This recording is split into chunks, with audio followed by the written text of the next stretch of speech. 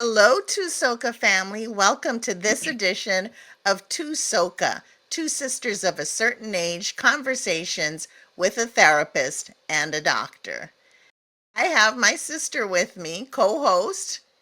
Hi, everybody. This is Judy Grant, a licensed marriage and family therapist. Happy to be with you today. And I am Sophia, aka Candy. Listen, Chitty, remember when we went to the beach a couple weeks ago? That was so much fun. Oh my gosh, we had the whole family, including Mummy, at the Yeah, beach. yeah, Mummy was at the beach. And, I think it's funny because whenever kids are in the water, we go to the shore to make sure nobody drowns, even though these kids are great swimmers. And Judy, you and I are not the strongest No, swimmers. no, but I'm going to sit right there at the edge of the Right, water to make sure they're okay because right. I Make need sure to you tell the lifeguard to go get my right, kid. right, right. Make sure you can see all the heads bobbing up and down. So Yeah. need to do more of that because I learned that the word for beach lover is it thalassophile, somebody who feels happy and calm at the beach. So I think Yeah. that's all of us. I even love the sand, and I love the whole rigmarole of getting everything to your spot. Yeah, it's definitely my happy place and having my family gathered at in that environment for me, like nothing beats that.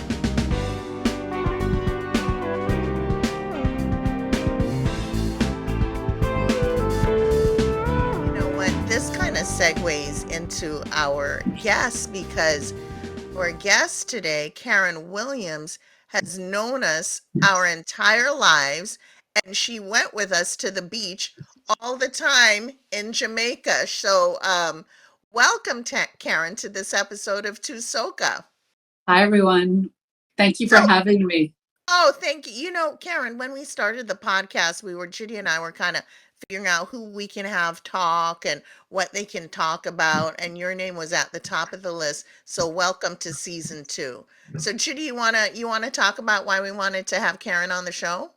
Okay. Well, apart from the fact that, Karen and the whole Williams family has just been near and dear to our hearts for forever. Mm-hmm. Um, she Karen's always been inspirational, Mm-hmm. motivational in Yeah. the things that she does, the way that she carries herself, the way that she moves through this world.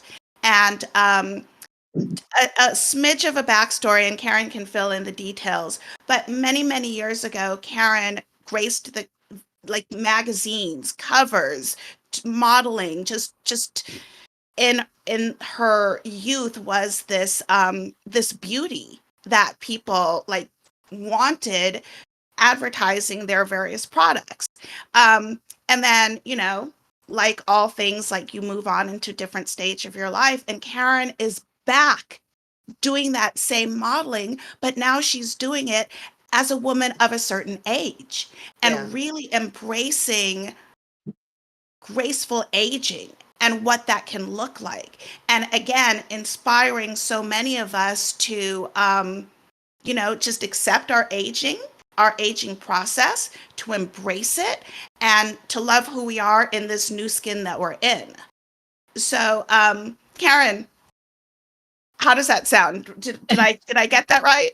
Well, thank you for that. What you got right, which means so much more to me, is that you, the Grant family, the dearest to me, and I don't know my entire life has been punctuated spending summers with you guys. Right. And so even though we all grew up in Jamaica, our experience was more urban. But what allowed us to have a really immersive, time, not in the, I wouldn't just say country because we went to our grandparents who lived Mm-hmm. really in the country, Yeah. but we were able to have a coastal experience in a Right. way that we would have had. When I go to Jamaica to visit now, and I only go to Kingston, and people say, "You didn't go to the beach?" And I'm like, "No, I Right. saw my family. I did what I would do in Jamaica," and Mm-hmm. they have no connection to that. Whereas you guys had Yeah. this incredible life, and we were able to be there. And what was really interesting looking back, I don't know if these days, if I were to have children, would I drop them off at close family friends for 3, 6 weeks and not see them? I don't know. It's a different life, but we were completely protected. We were Right. nurtured. I felt like I was part of the family, You were. And and you You were. were. it Mm-hmm. completely effortless. And your homes, all of your homes have always been that way. So I thank you. I thank you. I thank you. And because of people like Aunt Precious, their mom, Mummy. Uh-huh. Mm-hmm. and all of their cohorts, they were the ones who modeled aging for me. So I'm Really? not sure if it was about seeing aging as graceful. It's an inevitability if we're lucky, right? Mhm. Mm-hmm. Yeah. And this is something that I think about a lot, but I don't know if in cultures like the Jamaican culture, have we ever had a pejorative association with aging? And I'll tell you why, because we're so accustomed to being amongst intergenerational, families and family members. So we always had aging modeled for us. And Right. because our aesthetic was never about the physicality, it Mm-hmm. was never about makeup and all those things. I couldn't even imagine a conversation where our mums or dads were talking about what they wanted to and how they wanted to enhance themselves cosmetically, because Right. it was anathema to our culture. Right. So, I wonder then, in communities of color for the most part, right, where intergenerational lifestyles are so common, is aging perceived in a different way than it is in a more white Eurocentric fashion? And in the same way that we had to work so hard, and we're still doing it, to dismantle the Eurocentric ideas about beauty, are Mm-hmm. we having to also be careful not to embrace the more Eurocentric ideas around aging that are not germane to our culture? Mm-hmm. Karen, that's hella deep. I never Yeah. thought Yeah. about it because, Jamaicans, I think we value age and we value wisdom and we value family. So you brought up that point, and I've been in America so long, you kind of take on the American stuff. In Jamaica, age isn't a negative thing. No. So, but Well, living, okay, but let's be careful. Okay, I don't want to Mhm. make broad strokes, because Uh-huh. nothing is as straightforward. It's always has many complexities, right? Mhm. Jamaicans are the first people to tell you, why you don't color your hair? How your hair can stay so? Mhm. You can't just Mhm. make it gray up like that. What a way to Uh-huh. be old. But at the same time, they're not going to put the focus on, oh girl, you better, lift that, tuck that, do this, do Uh-huh. Mm-hmm. that. Right, Mm-hmm. right. So there's that duality, right? There Right. is that duality that we Uh-huh. have to acknowledge. Mhm. Do you think that color your hair, put yourself together, do you think that's a Eurocentric thing on the culture? I don't know if it's a Eurocentric thing, but let's put it this way: the same way that light skin and people with tall hair down her back, All here, yes. and all of those things, and kind of a certain type of features, we've had Mhm. to Mm-hmm. work hard. It's changing, and it's certainly Mhm. changed a lot now, right? But we've had to work very, very, very hard to dismantle that. Those things are still there. We were colonized, and we're Right, still living in the aftermath of colonization, right? Right. right. But I do think that it is something to, instead of us embracing this whole trend towards anti-aging, we Mhm. have to think about where our cultures are. When I look at my Asian friends, Mhm. my Latinx friends, they all have grandmothers or even great grandmothers and great grandfathers who are very close to them. They love them. They think they're beautiful. They never once talk about, wow, look how mashed up they are because they're Mm-hmm. getting older. So this is what I'm saying. I think we should be very careful about the different sort of cultural predispositions towards certain kinds of things. And Mhm. one of those things includes aging. Now, Yeah. I just want to mention that Karen is not just a pretty face. Karen got her undergraduate degree at Brown University and her master. What was the degree at Brown from? My what is it in? It's in I Ah, focused on international relations, focusing on the Caribbean and Africa, and then in grad school I did area studies, Africa and the Caribbean. So I'm considered quote unquote someone who is a specialist in Africa and the Caribbean. And and I so, focus a lot on literature, which is very interesting now because, even like it's so funny how everything is in full circle, right? mhm. I find that, how you talk about comfort food? Oh yeah. Mm-hmm. My comfort food in terms of what I ingest reading wise is definitely the Caribbean. I mean, Yeah. I read other authors, Mhm. but there's a reason why we go towards what fills us. You know what I mean? Right, right. And I'm a voracious reader, as you know, but Mhm. I always go towards that's my Milo. It's Right, my right, list right, of Caribbean, writers. right. And I have a couple recommendations. If you haven't, Yeah, we'll talk yeah. about that. And I want to go to the Calabash Festival in Jamaica. Fabulous. Yeah. So, now do you think this anti an anti-aging thing, do you think it's a trend or do you think it's a movement? I'm hoping that it's a movement, and Uh-huh.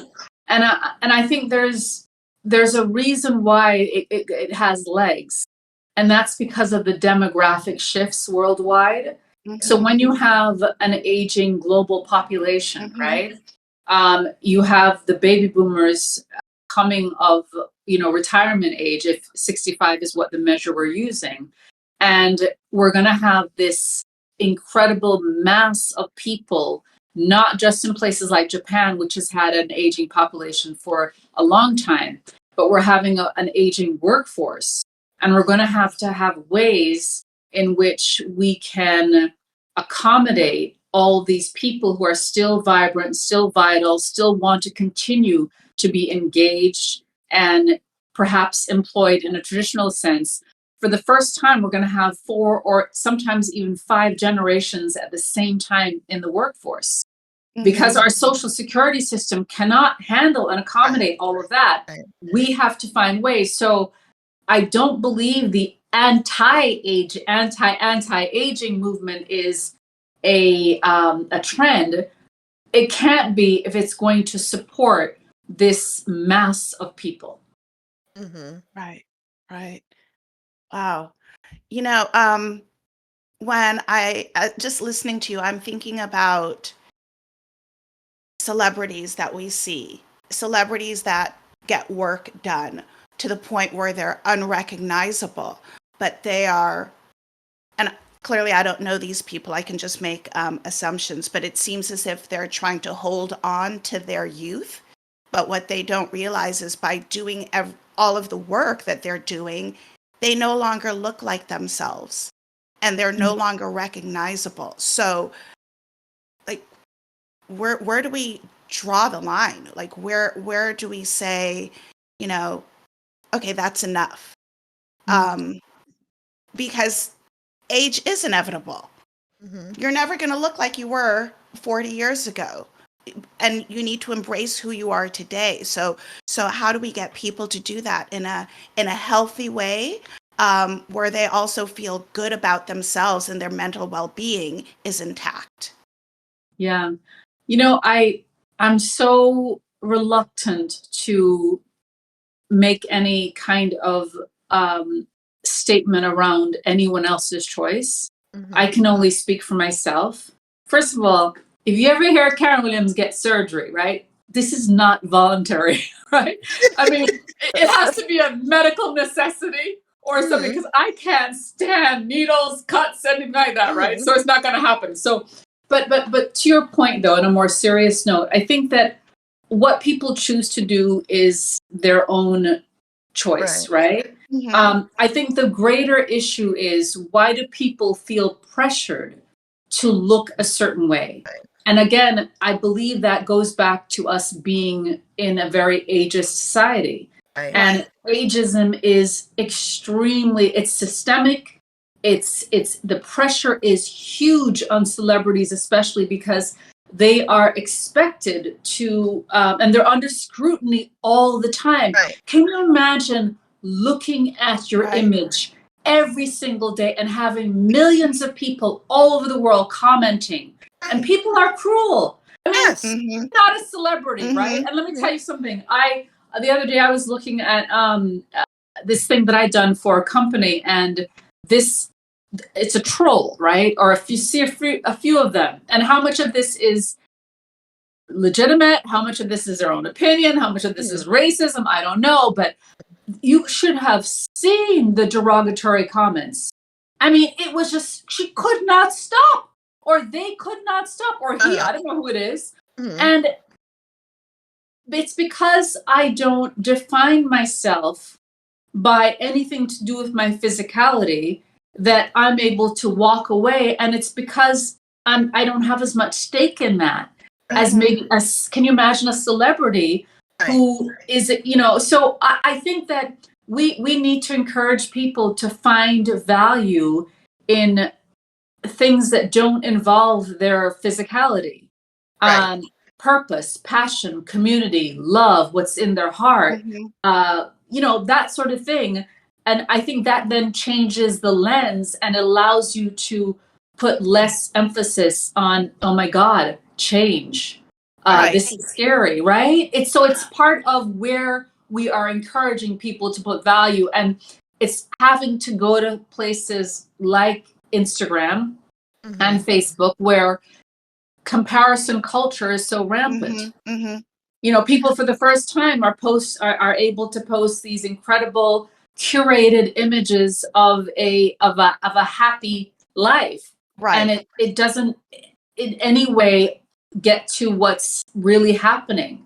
And the loneliness that's been documented, the isolation, the disconnection, all those things are so much a part of what's going on. And what's feeding into that is the ageism, the unrealistic expectations of beauty, the fact that it's also the emphasis on women for the most part, or women, people who identify as women disproportionately. And so that's a big question that has many different roots, I think. So it's really our individual onus to say how and where and what do we put value on. Right.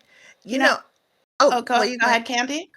I don't know who said it first. Comparison is the thief of joy. But That's good. It's so true, because even when I came across a picture of myself from 30 years ago, and then I was like, man, I was so pretty then. I'm like, if I were to see this girl now, I'd say, what a pretty girl. But back then, and I'm like, why am I comparing myself to 30 years ago? Yep. I was like, I mean, it's 30 years ago. I have aged. Yeah. And then I was saying, boy, look how, I look good and I'm in mashup now. Right. And you're comparing yourself to yourself. I'm comparing myself to myself, but imagine when you have that comparison to other people. Right. You use other people as the standard. Yeah. It would just be overwhelming. Absolutely overwhelming. But you know what it is? So I think we have to examine our own internalized, beliefs, whether it's about aging. So, when you have a backache or a knee ache, who goes, oh, I mash up, or I'm so old, or I feel this way. And all those things could be legitimate. But it's like checking on ourselves and go, wait a second here. I'm having a senior moment if I forgot something. A 7-year-old is more forgetful than a 70-year-old. Right. You know what I mean? But we never say to a 7-year-old that they're having a senior moment. I think we are seeing a shift in our society. I mean, Karen, the mere fact that you are now doing the work that you're doing of a certain age, so people are more and more embracing age, and I think women and men who are aging, they want to see people who look like them, who represent what they are in the covers of magazines, what have you. On commercials, it's like, oh, I can identify with that person because they look like me.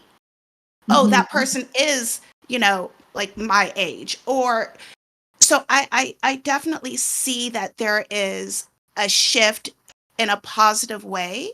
Um, you don't have to dye your hair. You don't have to, look a certain way, dress a certain way, because it's just a natural part of our personal evolution. So Mhm. I'm glad to see that there is a shift. Um, and, personally, I think I see my grays coming in, and I recognize, like, okay, so that's a natural thing, but I don't want to color my hair. And I'm feeling now like if I continue down this path where I just gray naturally, that will be a beautiful thing. Mhm. And I don't want to also get myself in a position where it's like, oh, I have to keep doing this to look a certain way, Mhm. because now I'm seeing more and more of that graceful, that beautiful aging process that I don't feel like I need to succumb to, maybe what others would consider to be the standard of beauty. Yeah, I mean, I think that's really beautiful that the images that you're seeing have been aspirational. The question that I would have for you both is, how does uh, how do either of your industries, how are they impacted by the images that you're seeing in advertising and in the media? So I can say, as a therapist, I realize that my job is one that age actually works for me. It is a benefit. People see you like, oh, this person has lived experience, Right. and they will often like seek out a therapist that is more around their age or older, because they feel like those people have a lot more experience to share when you're in that therapeutic relationship. Um, Now, a lot of the clients that we serve are the youth, and and there oftentimes we talk to our youth about this problem with comparison with what they're seeing in social media. It's hard to talk to a 13-year-old young girl or boy about not comparing themselves to others when all they see are these beautiful people with these beautiful lives, and they want what they have. Um, so we see, self-esteem issues, we see anxiety, we see depression and isolation, just like what you said, because today's society is so built around social media that kids are constantly looking at that. And if they don't have that sense of self to begin with, it can be horribly depleting, um, to feel that, like, well, I don't have that and I don't look like that. And I Mhm. think back when I was a kid, we had magazines, right? Mhm. But you had to like find the magazine and look through the magazine. Today, it's just on your phone, it's immediate. So Mhm. you're constantly in a state of comparison for our adolescent kids and young adults. Mhm. So it's exact for you in terms of mental health. It can exacerbate the anxiety and the Absolutely. feeling of being inadequate that so Hmm. many people feel when they're always looking at other images and comparing. What Yeah. about you, Candy? I being a physician, I think being my age is good because people think I know what I'm talking about. Mm. So, when I was younger, I remember seeing people and they're asking like, do you know what you're doing? Are you sure? And I don't know if that was an age thing or if they questioned me because of my race. Mm. I don't know. But I feel I feel so confident right now in who I am and what I'm doing. Um, with my years of experience, and that's so important because I have to go to court to testify, and I make a good witness because I'm not wishy-washy. I say what I say. They can't bully me, and I think that would only come from having my lived experience. Hmm. So I'm grateful for that. I really am. And, Mhm. and I am a pediatrician and obviously went into this because I love kids, but that maternal thing never goes away. Even when I'm seeing patients, like I saw some kids, my partner did yesterday, came into the office and sweet little kids and they had to go into foster care. And I was like, well, I'm free this weekend. They can come and stay at my house. Mhm. These just kind of like wanting to nurture and wanting to love that. Mm-hmm.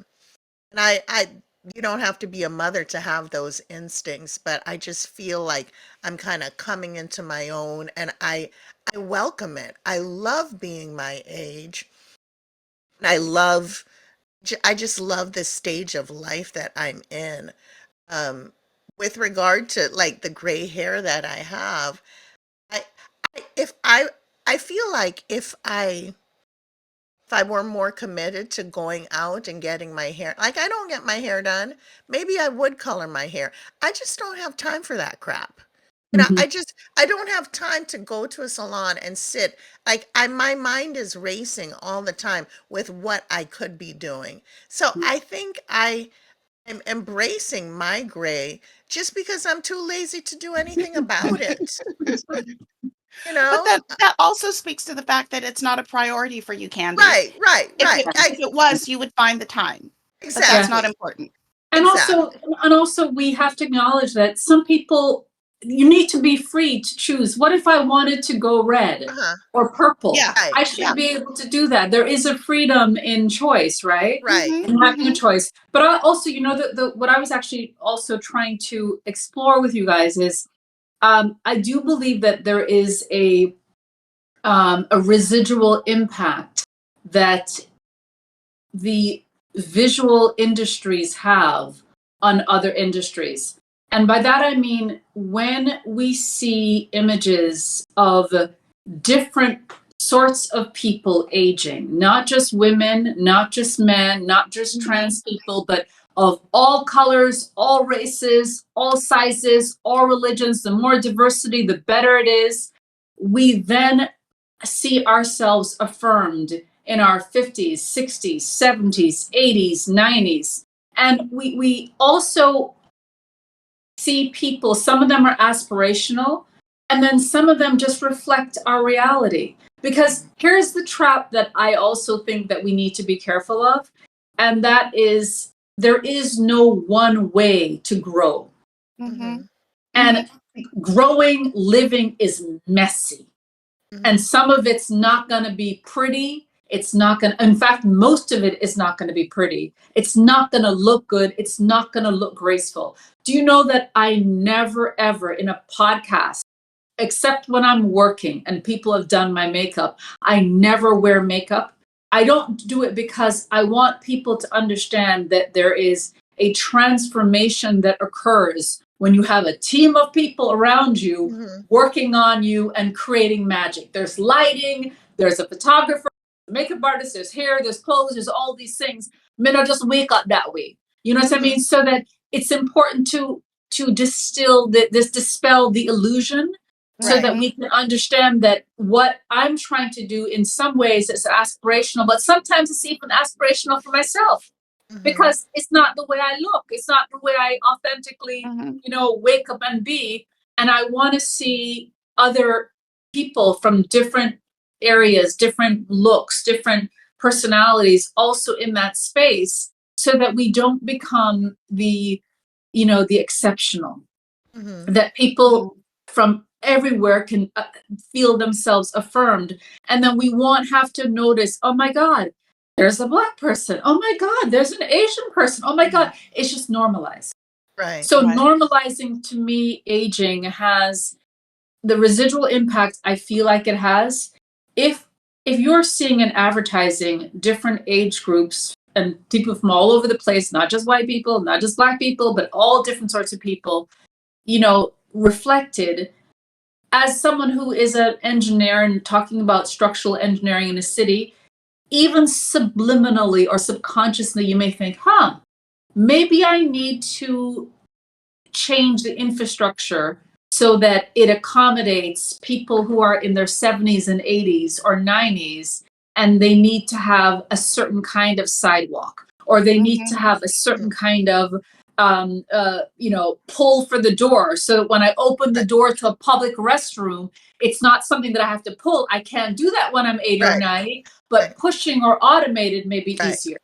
So right. it's that sort of thing. If I was a physician, if I'm seeing, even in fashion, ads from all different sorts of people, when an elderly man who is a man of whatever background comes in, I'm able to have, like, to greet him with respect and normalcy, as opposed to in some way treating him differently than the aesthetic that I'm used to, or the type of patient. I mean, medicine, we know, has been accused of bias like so many other industries. But I And yeah, do not think just that accused, guilty of, guilty yeah. of. There you Mhm. go. There you go. So I'm suggesting that I don't believe that the media advertising is plays a frivolous role, and it's not just solely entertainment. I think it's also instructional, in so many ways, even on a subconscious way for other industries. Mhm. Mm. Yeah, very true. I go to with mommy to the doctor now, and one thing that gets on her nerves is when a medical assistant who could be like 27 says, "Jean, Jean." Mommy said, "My name is Mrs. Grant, 83 years old." And I think we need to, in the aging process, be aware that certain age groups are used to certain things, and you need to kind of have that deferential treatment, and acknowledge where people are. And you talking about like adaptive things, mommy, mommy has a hard time hooking her bra. Mhm. You know? There you go. And it's Hmm. it's like, and the thing is, oh, the solution is having a bra with a hook in the front. When you reach a certain size, it doesn't work that way where you need the support of some back hooks. But the engineers out there, they can make that. But yeah, it's really interesting how we're aging. You were talking about being your authentic self. Let me tell you something. Since I have gotten older, I wear more makeup now because I don't feel like I have the benefit of youth. I feel like I need to like pull myself to I can't wear cheap clothes. I need more structured clothes because my body require I can't go to, these Mhm. fast fashion. I need structure, and then of course that means money, Hmm. I need to spend more money on my clothing to look more put together. That's how I feel about myself. A Hmm. lot of people don't feel that way, but and that's what gives me confidence. Hmm. Hmm. Hmm. And everybody's what people need for confidence is different. Hmm. You know, Yeah, Everybody and has also I mean, I heard something the other day. I wonder if you guys agree with this. Is that confidence is not a constant, and it's not about feeling good and feeling bold. Confidence is actually leaning in to your fear. Mhm. It's jumping even though you're scared to death. It's taking a risk. It's saying, if not now, when. So that people think, when you say confident, that it's going to give you this bolt of, charge Mhm. of sure energy and all that. But sometimes it doesn't look like that or feel like that. That's Right. very true. And then that goes into doing things that you didn't think you could do. And then when you do them, Yeah. that's what is empowering. And that That's what what boosts the confidence. makes you feel like a badass, you Right. That's know? right. That's right. So So, That's true. yeah, I there's a just I'm sorry. go I ahead, just Brittany. wanted to say, like, Karen, you share so deeply and authentically, and it's not just for the sake of today, but Hmm. this is who you are always. Hmm. And I mean, I can recount conversations with you where you really allow me to stop and reflect and ponder and process. And I always appreciate hearing your perspective. I Mhm. always appreciate your depth, because a Mm, lot of people don't go there. And a right. lot of people, keep things very surfacey, Yeah, um, for any superficial. number of reasons. But like, I feel like I'm just sitting here just listening. Like, I'm not saying much. I'm just observing and listening, because I just want to take it in as I process. So, thank you for giving me the space to do that this morning and to think No, about thank these you, things. Judikins. I mean, someone said to me, just going on that point, that you don't do cocktail talk well, do you? I said, no! Put me, like, I was hoping you guys would do a cocktail hour instead of, like, 12 o'clock. I'm like, what is this? You all have cocktails and not invite Mhm. me. But the truth is, I actually do not. Some people are very good at, working a room and having these superficial Superficial. conversations and going from one to the next. Mhm. I suck at that. I need one. I'm good at one, and I go Mhm. deep, and I can go intense, but I Yep. don't do the rest. If I'm in that situation, I get quiet and just like sit back. Karen, Right. I am awful at small talk. That's why I meeting new people is like difficult for me because if it involves small talk, yeah, I'm not good. Judy, you're more of a small talky type girl. You can engage with people. Small talky Yeah. type. Yeah, you can engage. Sometimes, and then there are Uh-huh. times where I feel like a fish out of water. Yeah. I'm for those of you guys watching on YouTube and not on the radio, I just had to dry a tear because I'm thinking about when my kid's father, my husband, left, and I was so tired of telling everybody what happened. Candy, what happened? And then one time Karen called. She said, Candy, I know. And I was just lost it. I was saying, all I ever did was love him. All I ever did. And Karen, I just felt the love over the phone. And I want to thank you for being there. And of course, this has nothing to do with our podcast today. But God, I didn't I know mean, parents were going to be involved in it, this it, today. it's just like I think of family and how family you're born into and family that you choose. Yeah, And I'm so grateful that our parents met over 60 years ago yeah, at Mhm. Howard Mhm. University. yeah, yeah. I am You too. know, I think about that so much. The gift that our parents gave us to, Yes. first of all, feel like we are a part of this big family and everyone is invested in each of us is invested. You can send me your child and you know that I'm going to treat that child like it's my own, Yep. right? right, And if I right. had kids, I would do the same. I wouldn't hesitate. And that's a gift that our parents gave us. Hmm. Your mother, your father, they are and were to me as close as any blood could possibly be. Yeah. Right, All four of you the same. Your children, by default, gain admission into that club. right. Right. And that But is a gift our parents gave us. that goes back to what you said earlier, Karen, about you don't know if you would be able to send your kids off to another family for 4 and 6 weeks. But Mhm. that's what our families did in Yeah, Jamaica. Absolutely. Absolutely. And then, it's true. I know that I could put any one of my kids on an airplane knowing that they're going to Auntie Karen and be well taken care of. I Mhm. know that you've done that with Candy's kids. yeah. And it's like we could go in a completely different direction, because I can tell you about a day that Karen literally saved my life. Um, and I'm just grateful for this Yeah. relationship, this Me bond, too. and Me this too. this love that we have.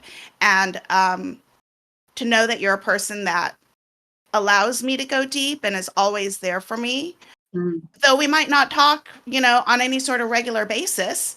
Mhm. um I know when I pick up the phone that you're going to be there. Right. And 100% the same. 100% the same. And in a way, going back to what we're here for, and I think that it's so tempting to look at images of people that we do not see, the final product, and not understand that that is only like a fraction of the essence of who that person is. And once we understand that it's literally a picture and that's all that it is, and not read anything into it, not ascribe any other meaning but that, I think we would put less attention onto those images and more onto the other parts of ourselves that we're interested or curious about, to kind of keep it into perspective. Do you know what I mean? Because I think that fashion, beauty, all of that has needed the participation of who has become influencers. These are mostly women in the silver space anyway, who have had careers and lives way outside of fashion, who have come into a sudden appreciation of aging, of silver hair or gray hair, or just whatever that is about getting older. And they have been able to come onto the social platforms and share their experiences. And so a community has formed, or several communities have formed. But I think that one of the traps that we kind of need to be careful of is that some of it becomes performative. Yeah, it's like, it's just, and again, it's part of it is keeping up with all the algorithms. So they have hundreds of thousands of followers or millions, and they need to keep those followers. So they need to feed the beast constantly. So they're constantly taking one selfie after another, and either you're touting the victim narrative. We are older, we are bolder, and we are wonderful, and we're proud, and that's all good. But what else of substance can we offer? How can we advance the conversation so that it has some kind of ripple effect that changes the way that we live in an ageist culture? How can we break down and dismantle ageism, one of the only isms to still not yet be even addressed, and yet everything else is being dismantled? Sexism, racism, classism, all those things are being tackled with movements. Why isn't ageism given the same focus and attention when everybody, if they're lucky, is affected by it? Right. Yeah. Right. Yeah. Right? Yeah. I'm just taking that in. Okay, I want to ask a more sort of everyday living sort of question. Yourself and your health. Do you see a change in how you manage your body and your physicality today than, even 10 years ago? And how has that process changed for you? I know that I do different things for my body today because I am older. Yeah. So I'm curious as to what that might be like for you. Yeah, it has changed. I listen to my body much more attentively than I did before. And by that, I mean, I've always had really strange blood.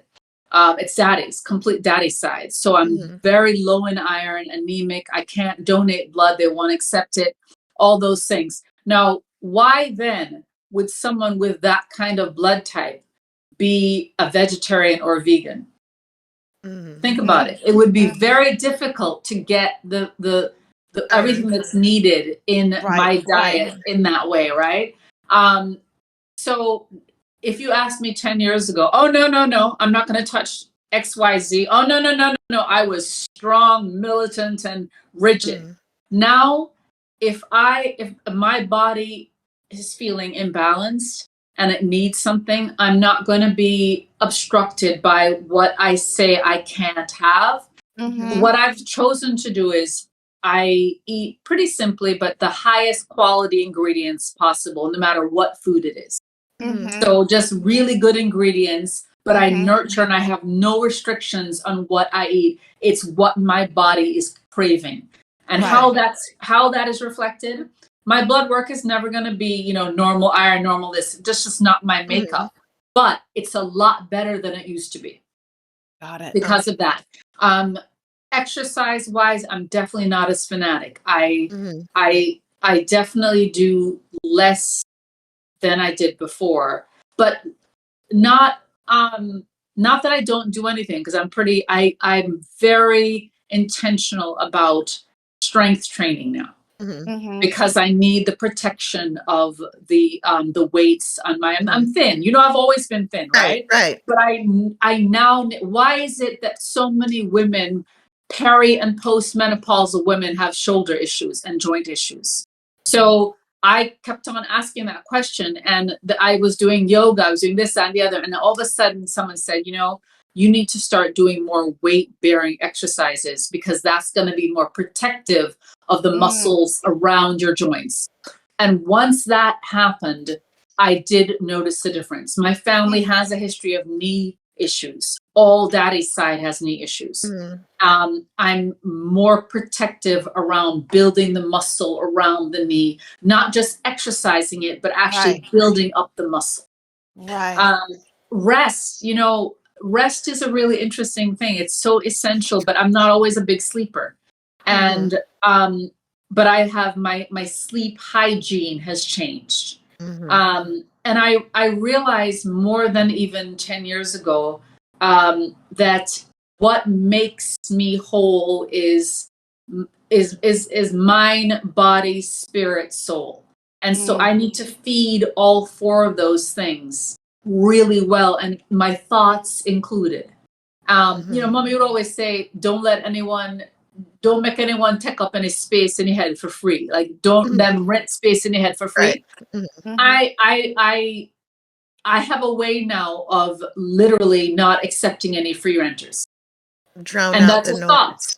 Mhm. And Yeah. those are thoughts sometimes. And the power of that is that it trickles down into my stress and my sleep pattern. I have Right. Right. boundaries now the way I never used to. 10 years ago, Jids, you know, Mm-hmm. like, you know, and it's so funny, because it's not that I was necessarily doing anything bad, but I wasn't protecting myself. Mm-hmm. Mhm. And Mm-hmm. sometimes even the people who we love the most, we have to have boundaries with, Right. Absolutely. right? And I've learned those boundaries now certainly more than I did before.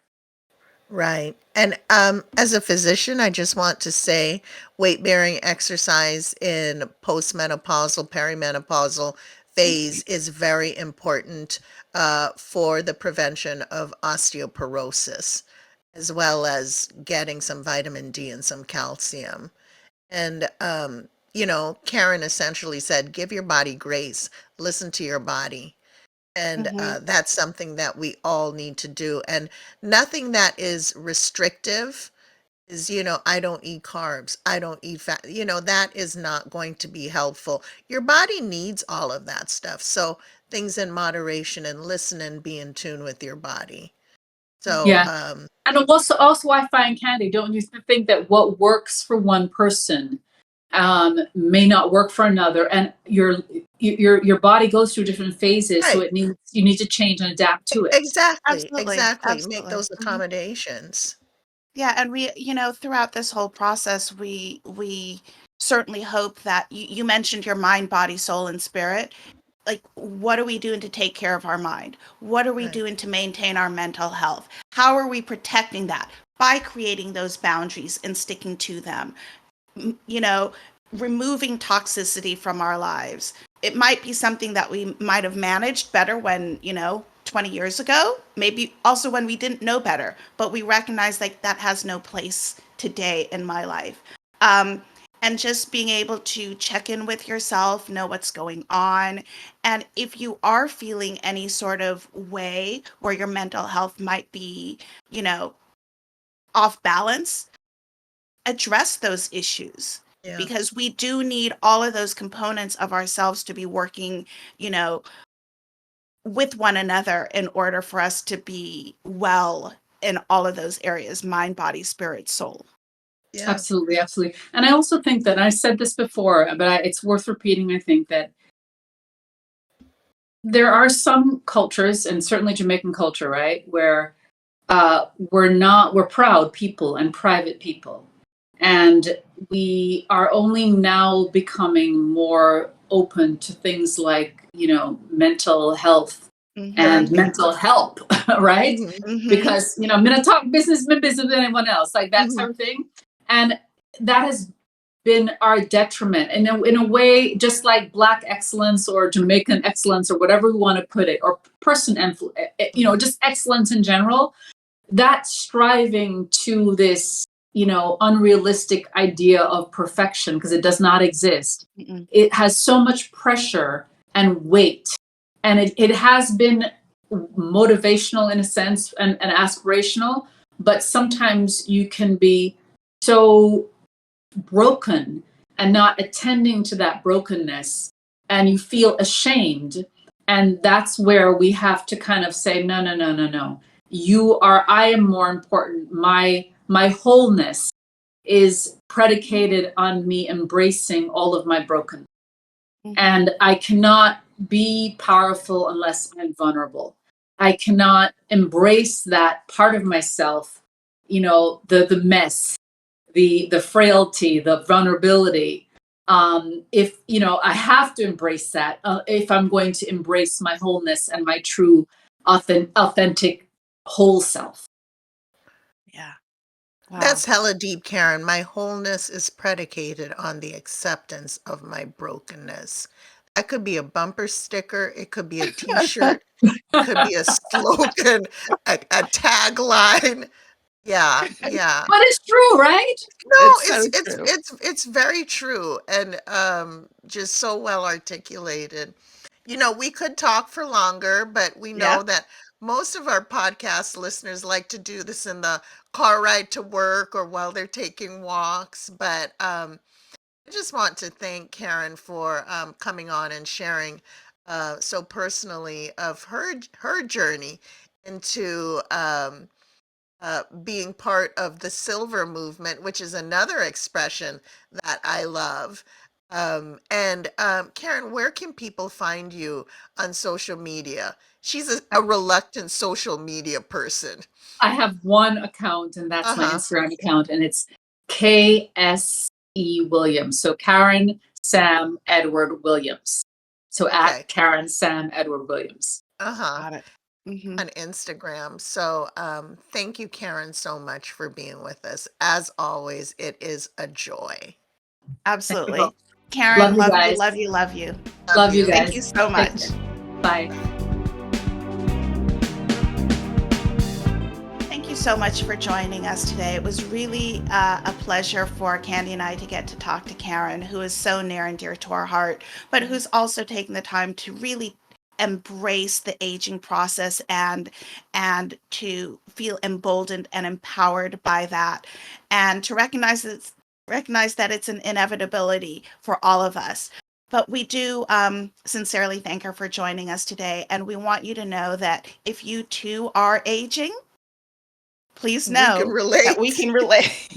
Yes. Thank you so much. Please feel free to reach out to us at @2sokapodcast@gmail.com and follow us on Insta. We love your comments, your reviews, your suggestions.